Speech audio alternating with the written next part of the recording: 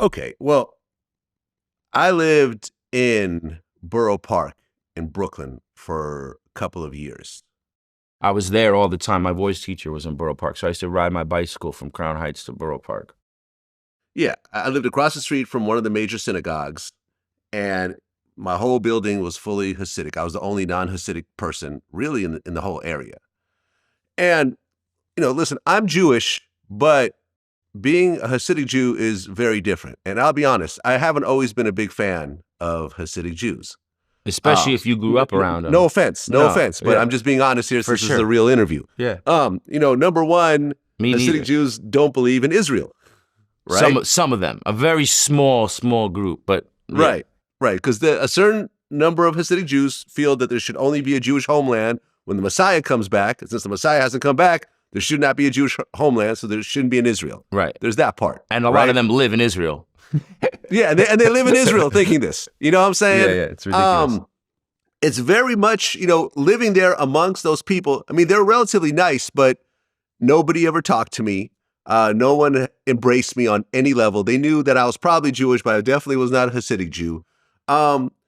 Being out in public, Hasidic Jews really, from my perspective, they don't really care about being polite to people outside of themselves. No. So, I remember once I was at an airport and there was a Hasidic Jewish couple and there was about a 6-year-old boy screaming his head off. The father was there, just did not care. Yeah. Did not care how many people were being bothered. And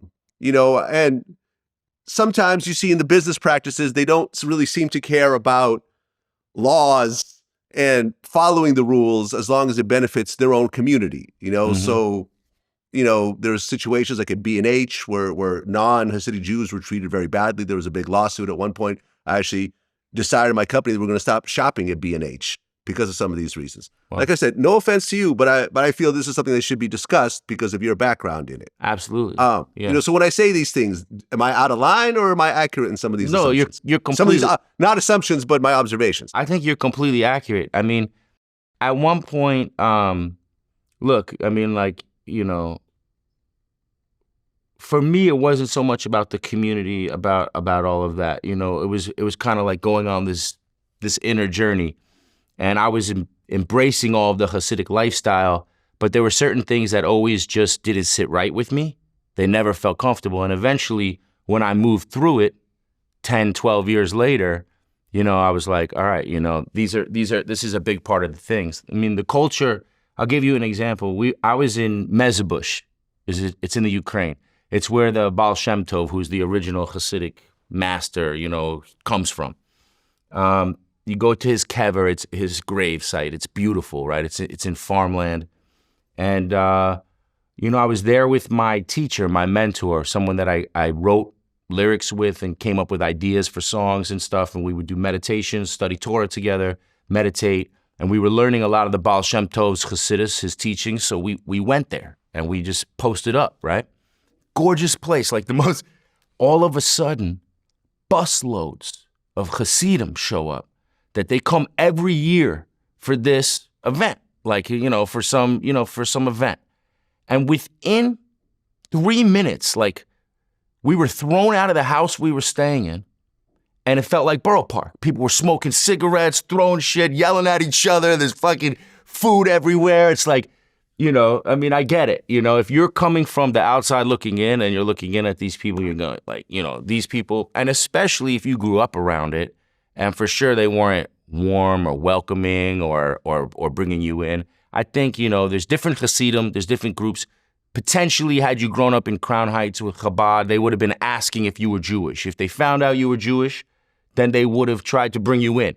Once you got brought in like me, then they would have said, fucking fend for yourself. So there's a lot of backward shit. There's a lot of crazy stuff going on. But, I don't, there was something to me that was very attractive about it. It wasn't any of that stuff. It was something else. And I do think that it is multidimensional, that there is another side to it that can be very, very beautiful and insane and everything. But, like shul, for example, I was thinking this, because it's Rosh Hashanah basically tonight. And I'm going to the studio with the Jewish member from Wu-Tang Clan, Remedy. Do you know Remedy? Yeah, I know that. From Killer Bees, yeah. So he had a song called Never Again that I remember listening to and having a real big influence on me, and realizing that I could be Jewish and do rap music or reggae music. And there were a couple artists like that, but that one song just hit at a time when it was just right there for me. So we're connecting. We're going in the studio, and I was thinking, well, I'm not going to go to shul. I'm going to go in the studio. I was doing this whole back and forth in my head, like, the two sides. You should go to synagogue on Rosh Hashanah. We go to the studio. Oh, it's Rosh Hashanah. There's a special energy. I'll get something good in the studio. I'll get some of the magic of Rosh Hashanah. Why should I go to shul? I spent enough time in shul. You know how many hours and hours and hours and hours I spent in synagogue. That kind of thing. But then I think about the synagogue that I hung out in. Sometimes, this place was insane. 770 Eastern Parkway. I mean, it wasn't a synagogue like you or me may have grown up going to at a Reform synagogue. I mean, this is basically the boiler room and the convention center of everything that happens. There's people fighting, there's people eating, there's people dancing, there's people praying, there's a million different prayer groups going on at once, people praying in the closets, people praying all different types of places. And to me, that chaos sort of felt very attractive. I liked it. It just felt authentic to me, I think one of the most interesting things that I found in terms of living in a Hasidic community is that men and women who aren't married can't touch at all. You cannot shake hands with a woman. I remember there was a woman in my building. Hi, my name's Vlad. I put my hand out. She's like, I can't shake your hand. I'm religious. Yeah. And I remember I went to Israel with my lady, and as I was coming back on El Al Airlines, we had, a window. We had two seats, and there was a Hasidic Jewish guy who sat on the third row. Right, we're flying coach. I have the window seat. My lady's in the middle. She's small, and the third guy is a Hasidic Jewish guy, who doesn't speak English. So he calls a guy over to us, and they're like, "Listen, could you switch seats with your lady because he can't sit next to a woman?" And I said, "Absolutely not. I'm not going to sit in the middle seat from Israel to New York because you can't afford a first class ticket. No." 3 more people approached me with the same thing, to the point where I started getting angry and started almost yelling, like, yo, leave me alone. I'm not going to switch my seats. Yeah. Like, yo, this is not my problem. This is your problem right now. Yeah. I'm not going to sit in the middle seat because of your religious views. Like, this is insane. But he was adamant that I should move my seat for him. And he saw absolutely nothing wrong with it. This is what I'm saying, how dealing with outside society. Yeah. Basically, they abandon all rules except their rules, and they have mad rules. They've got thousands of rules, and they're very intense rules, so minute to the detail of what fingernail you cut first on your hands. I mean, down to what sock you put on first. I mean, and therefore any other rules that aren't those rules, that aren't God's rules, fuck them. And that's the problem with religion in general. If you look at any religion, basically, any religion that puts their ideas on top of humanity, on top of things that we know to be true or false, So that was a big problem for me, as well. I remember one time I was very religious, I was putting tefillin on. This is after 9/11.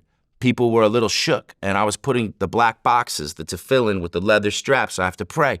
I'm running to a show or something. I don't have time. I'm doing it on the plane, and you have to stand up. You're not supposed to be sitting when you do that, So I'm standing up. There's fucking turbulence.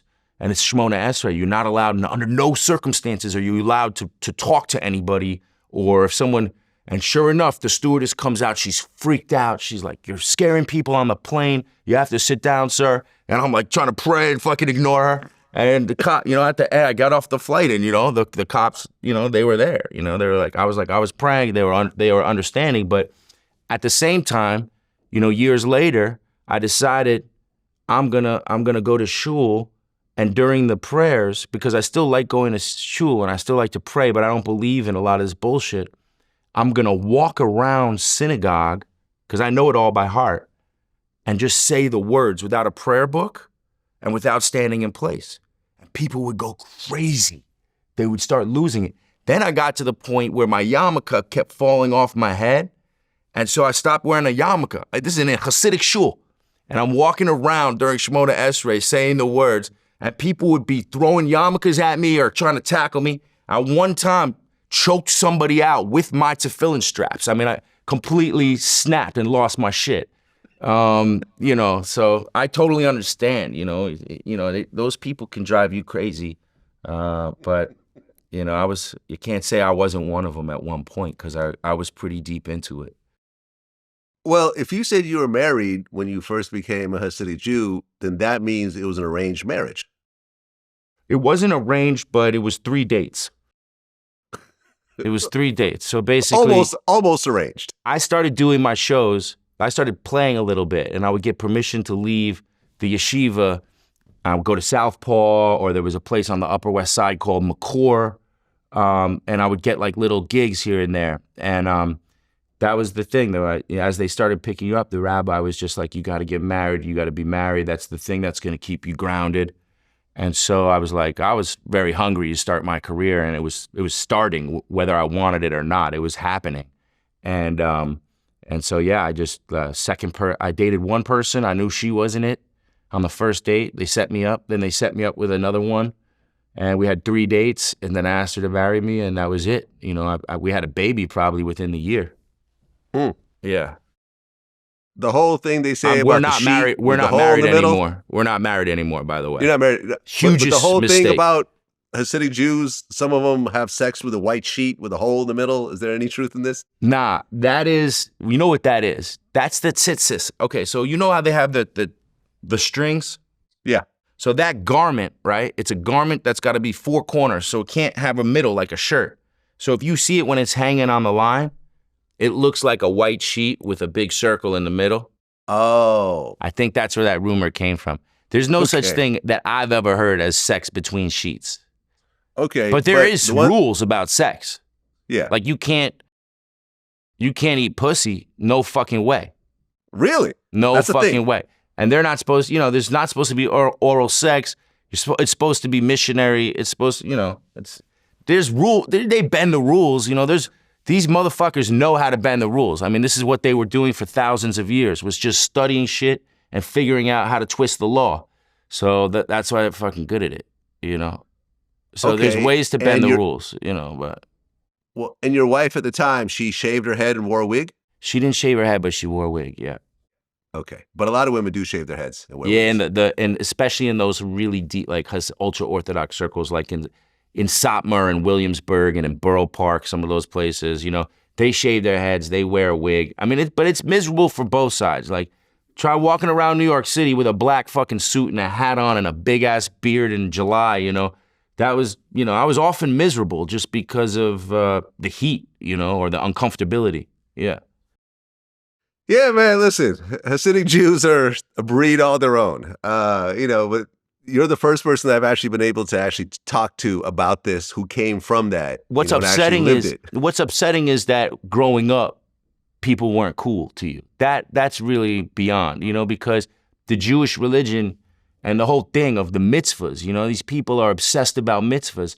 The whole purpose of it, and it didn't take Jesus to say that, or Christianity. I mean, that's still a very Jewish idea, is to fucking be nice to people and to welcome people and to make people feel good. That's the whole fucking mission, and it's upsetting that they fucking miss that, and just, glance over or look over or don't care, Yeah.